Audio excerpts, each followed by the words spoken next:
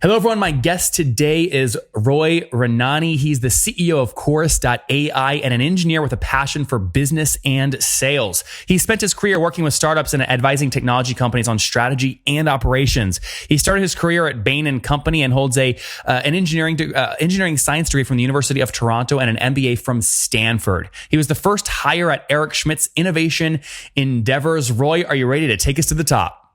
Can't wait. Thanks for having me. Very good. So, we were joking before the call, you're in a hot space, call tracking, specifically in the sales and marketing kind of tech stack space. So what's your angle on this? What's Chorus.ai and what's your business model? How do you make money? Yeah, it's a great question. I would say that over the last couple of years, there's become more and more of an interest in calling. And so there was an original kind of group of companies that were making it easy to record calls, do more dials. They were more focused on the activity side of things. And in sales, that started with the outbound prospecting. So the guys that had to do 100 dials a day more efficiently. And the opportunity that we found, and we were, I would say, one of the first that started doing this about 3 years ago, was that there was an opportunity for the actual quota-carrying salespeople, right? So not just the 22-year-olds that are the heart of building pipeline in sales organizations, but the folks that are actually closing deals and renewing deals. And so those people are doing less calling, but they're doing meetings. They're doing discoveries, they're doing demos, they're building consensus, they're negotiating, they're upselling, they're renewing. And sales teams will do thousands of those meetings a quarter, and those meetings just happen and they essentially disappear, right? There's no record of what was discussed. There's so many of these things happening that managers have no idea what's happening. And so you essentially have this black box around what is the most important thing that any salesperson does, right? And what we found was that in every other part of business, you look at the fundamental drivers of performance, you measure them, and you improve them.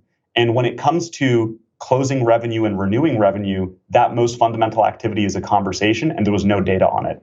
So what we wanted to do with Chorus was help businesses realize that a conversation is the most valuable thing that anybody on their team does, make it easy to record and capture those conversations, and then understand them at scale using technology. And by doing that, help people close more business, help reps make more money, help businesses better understand their customers and their markets so that they can build better products.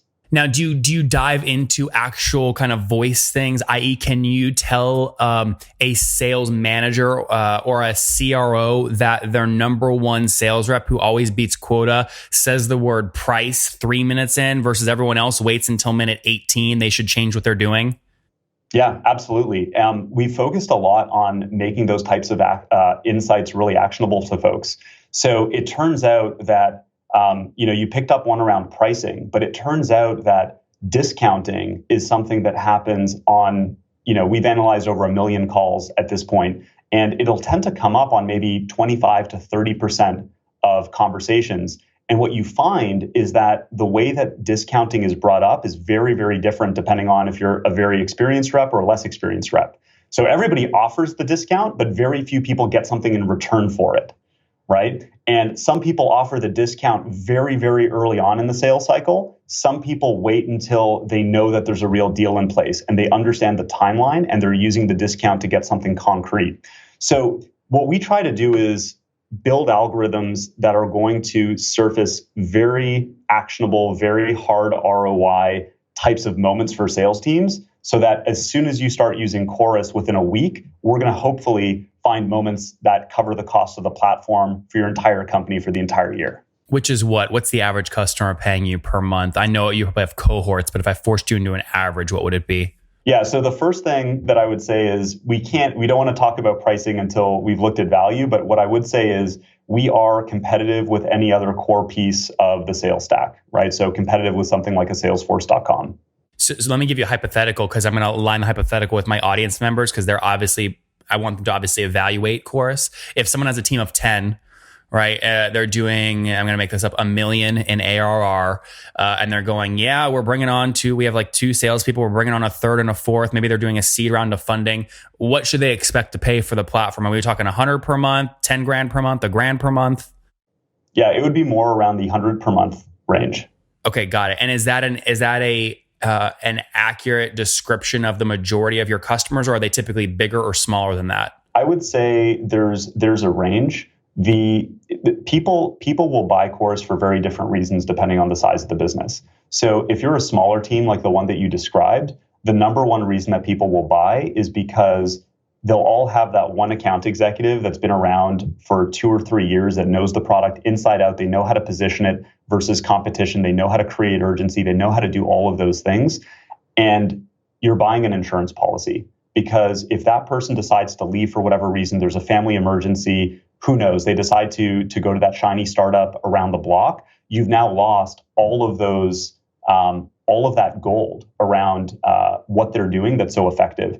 And so, typically if you're that startup, it's incredibly important for you to hit your numbers to continue to show growth. And so it's very difficult to ramp up a new rep if you don't have those call recordings.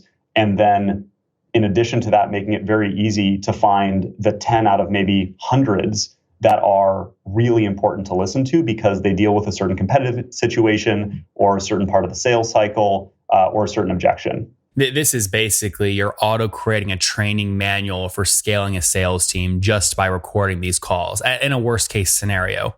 Yeah, I think that that's the simplest thing, right? The simplest thing is this is a data set that you want. More and more, what we're finding is managers and VPs of sales are starting to use Chorus as a way to manage their day-to-day business, right? And so we have some customers that tell us that they spend more time in Chorus than they do in Salesforce.com simply because Salesforce is a lagging system, right? It requires sales reps to go in and update certain fields, and it's based on the reps' interpretation of what happened in that meeting. And so for a lot of managers, if there's a deal that they care about, they can pull it up in Chorus with one click, and immediately they'll be able to see everything that was talked about, what was or wasn't discussed, whether or not this deal is actually going to come in, end of month as the rep is forecasting. And so what we're trying to do is find out more and more how to take it away from just training and coaching, which is a very high value use case, into something that is a part of your day to day. That sounds like a sales pitch to Salesforce. Are you in acquisition talks right now? If we had to sell, we'd be really disappointed. You've practiced that, Roy. That was very smooth. That was a very good answer to that question. Take me back to the start. What year did you launch the company in? We launched it in 2015. And have you decided to kind of bootstrap, or have you raised capital? No. So, pretty early on, we realized that if we wanted to tackle this market, and, the way that I talk about it with my team is that there's $1 billion enterprise value company 5 to 7 years from now that's ours to lose. And it's simply because this data set of customer conversations and meetings is so valuable and so core to a business that there's no way that every company in the world isn't starting to record and track and learn from and act on the insights in these meetings. And so when we started out, we had a decision to make about whether we outsource the technology or whether we build it all ourselves. And we decided to build it all ourselves to do a couple of things that you can only do when you build this technology yourself. So very early on, we spoke to investors, and we were fortunate enough to close a seed round, a pretty substantial $6 million seed round that was led by Emergence Capital with board. Was that priced or was that a note? It was priced. Yeah, it was priced. So we actually did a friends and family round that was based on a safe. And did you go through YC? We did not, but we decided to use the safe just to keep things simple. And what was funny was that we were actually planning on doing a seed round based on the safe, but things went so well with Emergence that they decided to price it immediately. And so all the friends and family that had come on the safe immediately got converted into the priced round. So it's so the answer is it's both. How much have you raised to date total? Over $20 million. Okay. Yeah. So we had the seed round that was led by Emergence, and then Redpoint came in and led the A. And what are you at today in terms of team size? We're a little over 40 people. Got it. Equally split between research and development and the go-to-market side. Location-wise, where are you based, split up between? It's complicated. So our R&D team is in Tel Aviv. When I started the business, I was actually living in Switzerland. And I've since moved to the Bay Area, and our go-to-market team is here. Got it. Okay, so Tel Aviv and San Francisco. Mm-hmm. How did you get this team set up in Tel Aviv to do the R&D? So although I'm Canadian originally, my entire family lives in Tel Aviv or in Israel. And my first job in college was working for an Israeli enterprise software company. So friendships, family, and me being in Switzerland when I started the company just made Tel Aviv like the obvious place.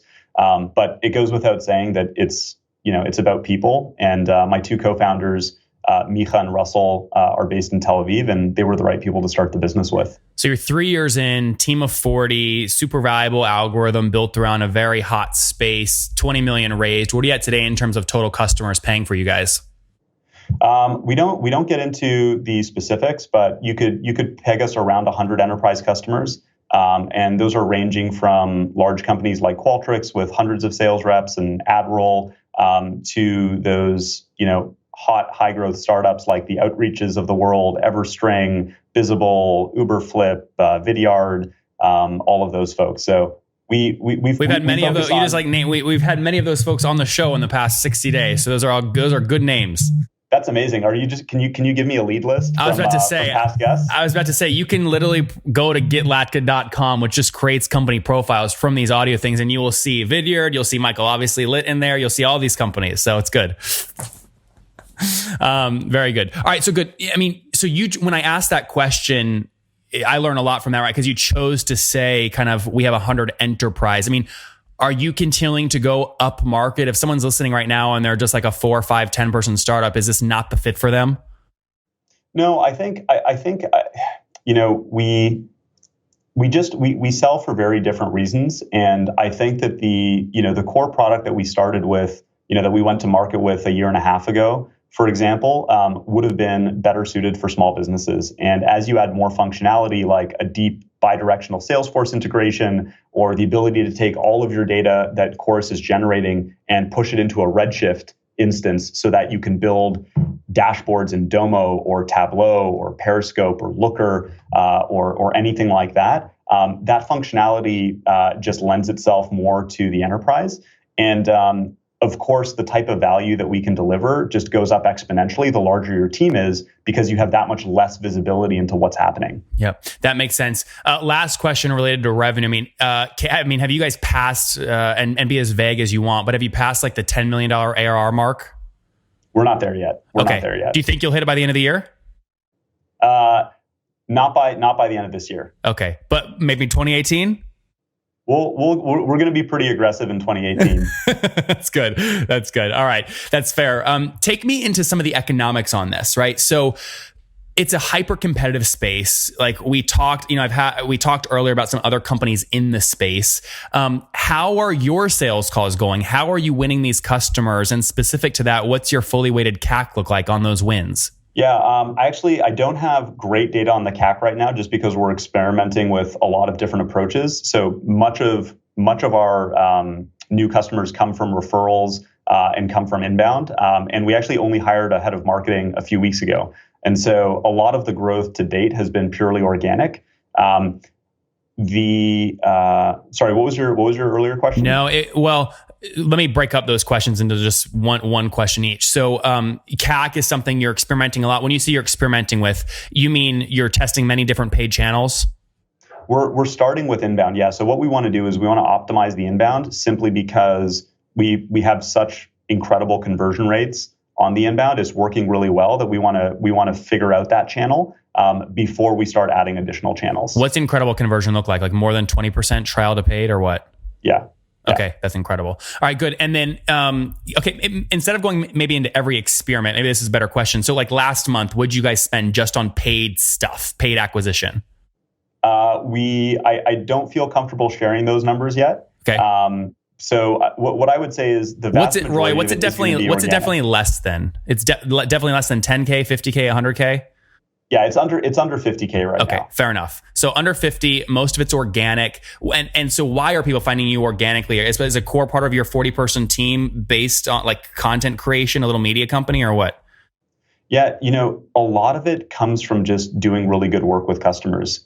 So the sales community is an inherently viral type of community, and meetings are inherently viral, right? So when Chorus joins a sales reps meeting, we're actually joining as a participant.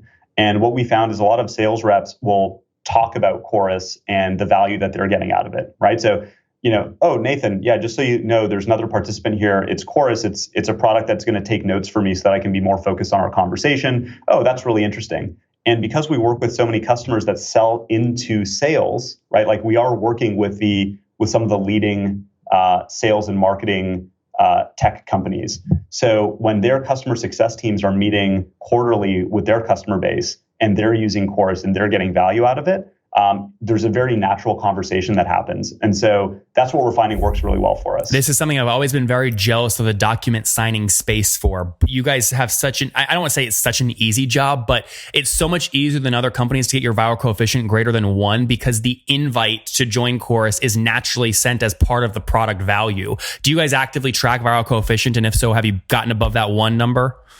We've started tracking it. We actually have an individual product for sales reps. So if you go to chorus.ai, www.chorus.ai/chorus for reps with dashes between there, so chorus-for-reps, an individual sales rep can, with one click, start using Chorus themselves. Oh, I see this. Yeah, very cool. And so it's really powerful because one of the biggest questions that a VP of sales has is, how hard is this thing to get set up, and are my reps going to use it? And there's all these questions about implementation and rollout. And what we did with the platform was make it so easy to get set up that sales reps start using it, they start loving it. And then from there, it's very easy for us to have a conversation with sales leadership about what else we can do for them. Roy, we're running out of time, but last few unit economics questions here before we wrap up with the famous 5. Have you guys gotten to negative net revenue churn annually yet? We are going to find out a lot in 2018 because we're going to have a lot of those contracts coming up for renewal. We do tend to have a very natural land and expand type of model. So we'll start with the account executives, and then maybe the SDRs or BDRs will want to get on the platform, or customer success, and so on and so forth. So I think overall we'll expect it to be negative. But we'll see. You're saying you don't have a large enough sample size. You don't feel like to confidently say a $100,000 contract in year 1 is going to turn into a $120,000 contract in year 2 for 20% expansion. We definitely see expansion within year 1 on most of our deals, right? And that's just a function of the types of companies that we work with. Like they're growing companies, and then we expand across teams. The reason that I can't answer that is because we only seriously started going to market at the beginning of the year. And so you'll start to see those contracts coming up for renewal. And that's why I can't answer the question. Did you have no revenue in 2016? Was 2017 first revenue year? 2016 was a lot of proof of concepts. Yeah. So we were working with customers and perfecting the product. Yeah. I mean, the company is actually only 2.5 years old. We moved very quickly. I was gonna say that's really impressive because I see you guys everywhere. Wait, so this is shocking to me. Wait, so was revenue in 2016, we'll say less than $100,000 total all in? You really just turned on pricing in 2017? Yep. Wow, that's amazing. Okay, and maybe 2018 you passed $1 million. I mean, that would be very fast. I'm exaggerating a little bit. Yeah, but for all intents and purposes, it was this idea of how quickly, There are a lot of companies that scale inefficiently, right? And it's almost like a badge of honor to see how quickly can you add people, how quickly can you scale. And the way that we approached it was, what are the questions that we want to answer before we start scaling heavily? And one of them, for example, was, you talked about customer acquisition cost. Well, releasing a self-serve product for an individual account executive is something that nobody else in the space has done. And we realized that because we had built a product that was designed for salespeople and to be valuable out of the box for them, we thought, what if we just put that out there and we see how it's doing? And it ends up performing very well and gets us into some incredible accounts. So these are things that we said, what would we be really disappointed by if we didn't experiment with them before deciding to go to market heavily? Last question on this, because I just remembered, you left Eric Schmidt to start this. Why? How did you have so much conviction that this space was going to blow up? You know what? I left. I had one job in between venture capital and Chorus. So the reason I left Innovation Endeavors was simply because it felt disingenuous for me to be advising these incredible entrepreneurs if I'd never started a business myself. How old were you at that point? I was in my late 20s, so I just finished business school. And so I went back to Bain to pay down my business school debt. Which was how much? Business school is expensive in the States, probably like 150 grand, something like that. And so it was just, pay it down as quickly as possible, learn as much as possible. And then I quit, and I actually took over a year looking at a number of different areas. And for me, it was more about finding something I was authentically excited about and that I wanted to dedicate the next 10 years of my life to. And this idea of machine learning and AI and voice and conversations just felt like the right place for me based on my interests. Yep. All right, Roy, one-word answers on these famous 5. Let's wrap up. Number 1, what's your favorite business book? Ooh, Hard Thing About Hard Things. Number 2, is there a CEO you're following or studying? I would say Bezos. Number 3, is there a favorite, besides your own, is there a favorite online tool you have? It would have to be Slack. Number 4, how many hours of sleep do you get every night? I aim for 7. Okay, and what's your situation? Married, single, do you have kids? Married with kids. How many kids? 2 kids. Wow, okay, very good. And how old are you? 30, 31? I think I'm 35. 35, very good. All right, last question. Take us home. Take us back 15 years. What do you wish your 20-year-old self knew? Oh, man. That's a really good question. Observe, try to really understand what it was that the people that you looked up to, that you were working with, were doing. Try to really understand like what it was about them that made you admire them and make you work your ass off. There you guys have it from Roy. He's in a hot space, came out of business school, worked with Eric, then went back into VC, wanted to eat the entrepreneur dog food before jumping into his own thing. Chorus.ai launched in 2015. They were really just developing all the way through 2016, really turned on revenue in 2017, now working with 100 enterprise customers. But you can get started as a sales rep by just going to that link Roy shared earlier in the episode. They've raised $20 million, super, super hot space, doing less than $10 million in ARR right now, but hopefully maybe passing that in 2018 if growth goes according to plan. Team of 40 between the R&D team in Tel Aviv and the Bay Area with Roy. Roy, thank you so much for taking us to the top. My pleasure. Thank you, Nathan.